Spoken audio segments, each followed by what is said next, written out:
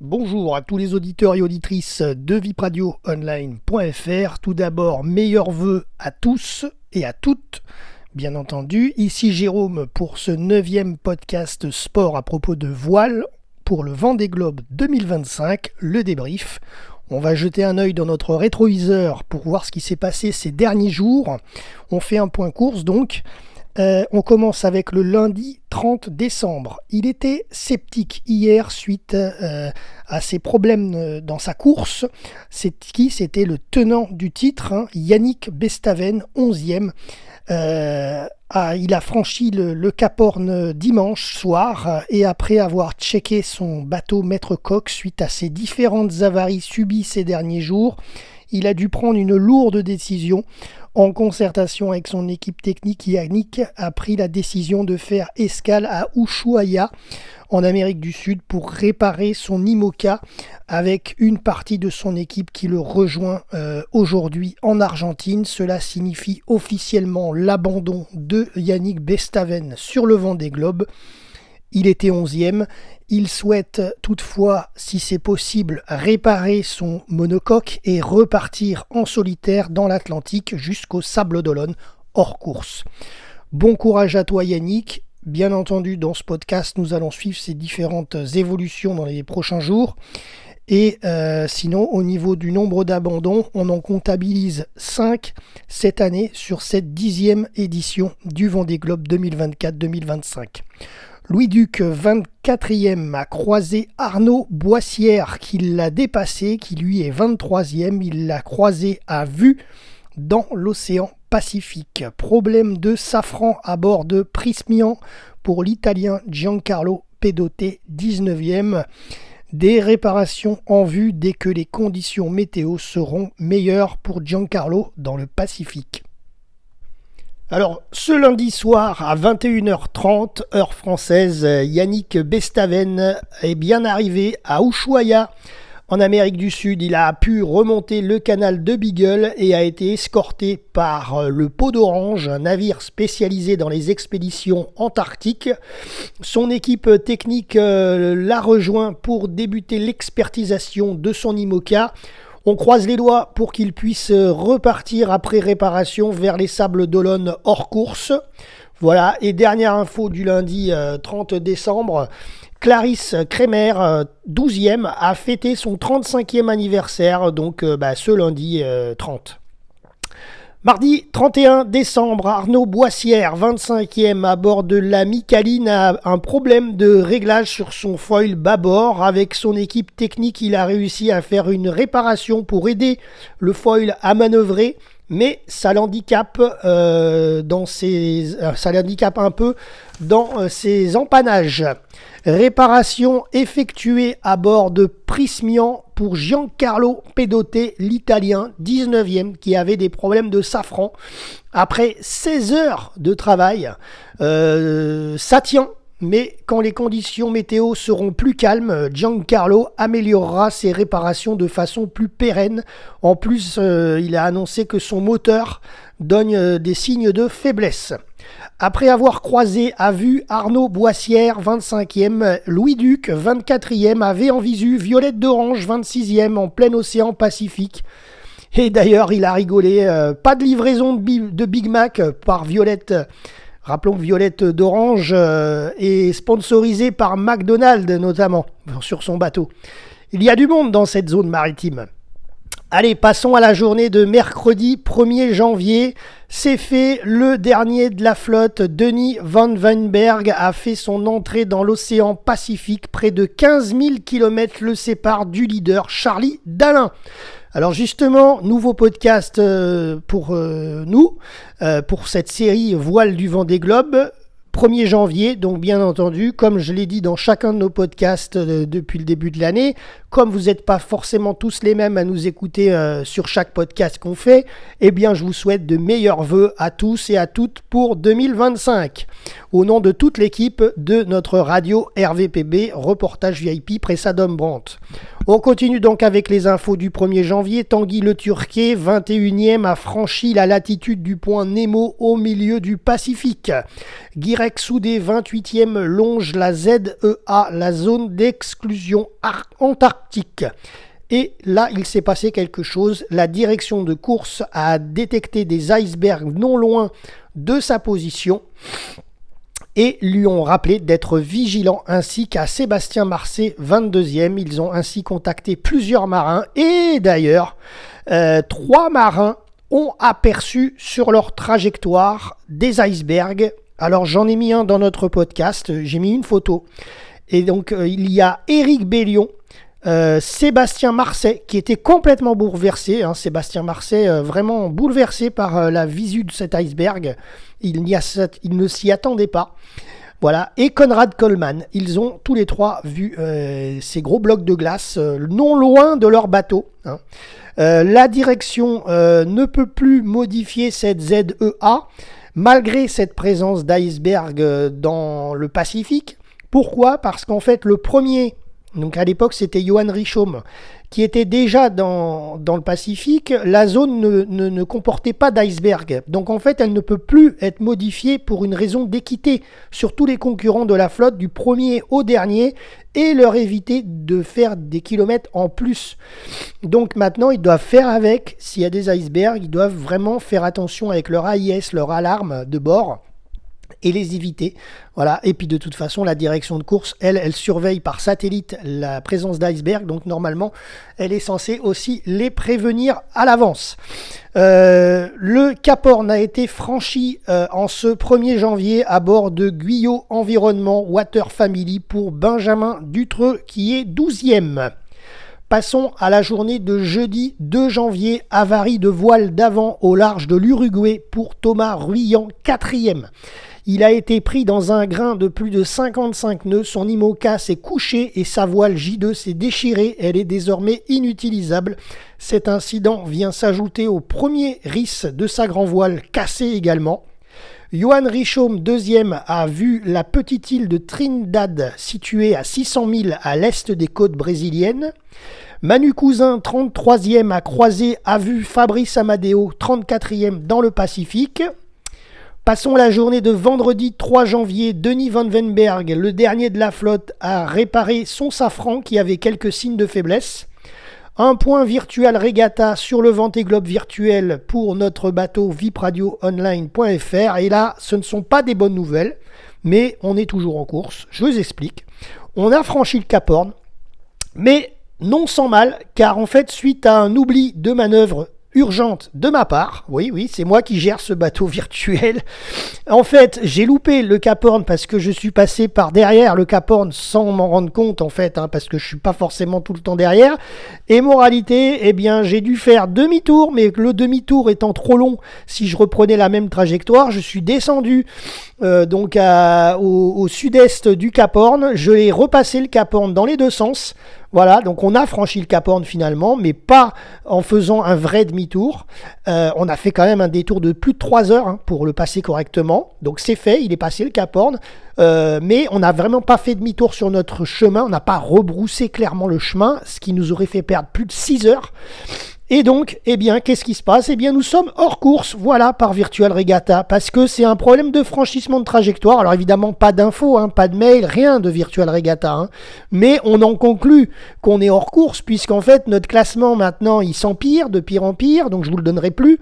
On était 70 000, à peu près 60 millième, maintenant on est pratiquement 200 millième à l'heure où je vous parle, parce qu'en fait, ils ne nous ont pas validé le Cap Horn, étant donné que nous n'avons pas rebroussé chemin pour faire complètement un vrai demi-tour. Donc en fait, on est descendu, on l'a contourné, on est reparti en arrière passer le Cap Horn et ensuite on est reparti en avant pour le repasser. Donc il a été passé, il a été franchi, voilà, mais pas dans les règles de l'art. Donc nous sommes hors course sur Virtual Regatta dorénavant jusqu'au Sables d'Olonne. Voilà, mais par contre dans le classement officiel du Vendée Globe, c'est ce qui nous importe, notre bateau VIP Radio est 16e derrière Damien Seguin qui est 15e et nous sommes devant Jean Le Cam. Pour l'instant ça tient. Voilà, place à l'Atlantique Sud. Donc même dans le virtuel, vous voyez, il s'en passe. Yannick Bestaven qui a eu une avarie, il terminera donc sa course. Si tout va bien, il peut repartir d'Ushuaïa et partira hors course jusqu'au Sables d'Olonne. Eh bien nous avec notre petit bateau virtuel, eh bien on s'est retrouvé hors hors course à cause d'une bouée qui a été franchie, mais pas dans le bon passage, dans le bon sens. Donc bon, bref. Voilà, c'est comme ça, c'est la course, c'est le virtuel, c'est comme ça, on fait avec, c'est les règles. Il faut les suivre. Ensuite, on passe à la journée de samedi 4 janvier. Le skipper d'Holcim PRB, Nicolas Lunven, 6e, a indiqué que son chapeau en tête de mât s'est arraché. C'est un peu ennuyeux pour trouver la bonne route face au vent, la voile à choisir et régler le bateau. Alors, il a annoncé qu'il avait un aérien de secours, mais il n'est pas assez efficace. Voilà. Bon anniversaire à Antoine Cornic, 31e, qui a fêté ses 45 ans. Il a découvert ses cadeaux et il a même eu un cadeau de Cyril Lignac. Voilà, sympa. Les premières ETA, estimation des temps d'arrivée à Port-Olona, au Sable d'Olonne, commencent à se préciser. Les deux leaders du Vendée, les deux leaders de la flotte, Charlie Dalin et Johan Richomme, devraient arriver à Port-Olona entre le 14 et le 16 janvier. Quelques nouvelles de Jean Le Cam, 16e. Il a franchi le Cap Horn pour la 8e fois. En soirée, juste avant la nuit tombée, ou c'est l'inverse, c'était dans la nuit, mais ensuite, au petit jour, il a réussi à capter le Cap Horn en image en vidéo. Voilà, il a réussi donc à l'apercevoir et il a même échangé à la radio VHF avec le gardien du phare du Cap Horn. Sébastien Marcet et Éric Bellion se sont croisés bord à bord dans le Pacifique et se sont même appelés à la radio VHF pour éviter la collision car c'était vraiment proche du contact. Voilà, je vous ai mis une photo dans notre podcast. Damien Seguin, 15e, a croisé un superbe bateau, un 3-mâts, un superbe bateau, un 3-mâts à voile de 1911 en plein Pacifique et je vous ai aussi mis la photo dans notre podcast. 56e jour de mer, dimanche 5 janvier, cet après-midi à 15h38 heure française, le leader de la flotte Charlie Dalin a franchi l'équateur après 56 jours, 2h36 de course. Anecdote, Charlie a offert à Neptune une petite bouteille de champagne qu'il conservait dans son frigo depuis 4 ans lors de son précédent Vendée Globe. À l'époque, elle était prévue pour le Cap Horn il y a 4 ans. Il ne l'avait pas ouverte au Cap Horn pour X ou Y raison. Et il l'a ramenée chez lui, voilà, il y a 4 ans. Il l'a gardée dans son frigo. Et là, pour cette année... Eh bien, quand il a passé le Cap Horn, pour X ou Y raison, il n'a pas encore eu la possibilité d'ouvrir la bouteille de champagne pour cause de manœuvres, d'empannage, etc. Rappelons qu'il était 2e au Cap Horn, cette fois-ci, il y a quelques jours en arrière. Et du coup, il a gardé cette petite bouteille de champagne. Et là, il s'est dit, cette fois, je l'ouvre et je la donne à Neptune, je l'offre. Et d'ailleurs, il y avait l'étiquette Cap Horn sur cette petite bouteille de champagne. Donc, il a offert cette bouteille à Neptune. La boucle est bouclée. 4 ans après, cette bouteille a fait 2 fois le tour du monde. Il a donc signé Charlie un superbe chrono de 12 jours, 15 heures, 1 minute entre le Cap Horn et l'équateur. Bien sûr, il a de l'avance sur le record d'Armel Lecléac établi de 74 jours sur le Vendée Globe en 2017. Là, nous sommes au 56e jour de mer. Donc, il faut qu'il arrive dans moins de 18 jours au Sable d'Olonne. Je pense que ça sera réalisable, bien entendu, puisqu'il est censé arriver entre le 14 et le 16 janvier. Place maintenant au poteau noir pour Charlie Dalin. Cap Horn franchi à bord de Hublot pour Alan Roura, 17e. Il l'a franchi 2 jours. Il a pu voir les terres du Cap et il a même pu discuter aussi avec à la radio VHF avec le gardien du phare. Le dernier de la flotte, le Belge Denis Van Venberg, 35e, s'est offert une 2e journée pour remonter le temps dans le Pacifique. Il a franchi ce dimanche la ligne virtuelle de l'anti-méridien. Sébastien Simon, 3e, a croisé à vue un cargo, le Saga Velco, dans l'Atlantique Sud. Jean Le Cam, 16e, a passé les îles Malouines en Atlantique Sud et a immortalisé le moment en images et il fait une énorme remontada depuis le Cap Horn. Il est en train de revenir sur Damien Seguin et sur Romain Attanasio, notamment Romain Attanasio qui lui est 14e et qui commence à s'inquiéter de cette remontada. Et nous, avec notre petit bateau virtuel Regatta, figurez-vous qu'on est 16e, juste derrière Damien Seguin. Évidemment, Jean Le Cam est derrière aussi, mais donc du coup, il nous remonte également. Voilà. Passons à la journée de lundi 6 janvier, c'est la date de diffusion de notre podcast sur le Vendée Globe. Ce matin à 7h50, Johan Richomme, deuxième, a franchi l'équateur à son tour après 56 jours, 10h27. Clarisse Kremer, qui est 12e, a des douleurs musculaires, elle s'est bloquée l'épaule, elle est couchée dans sa bannette au moment où elle tourne sa vidéo, se soigne avec notamment des antidouleurs. On lui souhaite un prompt rétablissement. Ce matin à 6h du matin, donc heure locale, Yannick Bestaven, hors course, a quitté le port d'Ushuaïa. À bord de son bateau Maître Coq, il est reparti en mer pour rallier les Sables d'Olonne. Le bateau Bureau Vallée de Louis Burton, qui avait abandonné et rejoint Cap Town, est arrivé à son port d'attache en France après un long convoyage. Charlie Dalin, premier, a réussi à s'extraire du poteau noir et file plein nord en direction de l'ouest du Cap-Vert. Point Virtual Regatta, notre bateau vipradioonline.fr, 16e et 16e derrière Damien Seguin qui est 15e. Notre avance sur Jean Le Cam baisse considérablement, il effectue une superbe remontée de l'Atlantique Sud et serait en passe de dépasser notamment Damien Seguin et Romain Attanasio si sa trajectoire à Jean Le Cam perdure. Faisons justement un point classement complet sur ce Vendée Globe ce soir, ce lundi à 19h. Charlie Dalin, donc premier de la flotte. Johan Richomme, deuxième à 98 000. Troisième, Sébastien Simon à 682 000. Sébastien Simon a sa troisième place pour l'instant bien préservée, sachant qu'il a quand même un seul foil qui fonctionne depuis l'Australie à peu près. Donc bravo à Sébastien Simon, on espère qu'il pourra tenir jusqu'au Sable d'Olonne comme ça. Et qu'il pourra monter sur le podium de, cette 10e édition du Vendée Globe. En tout cas, on lui souhaite.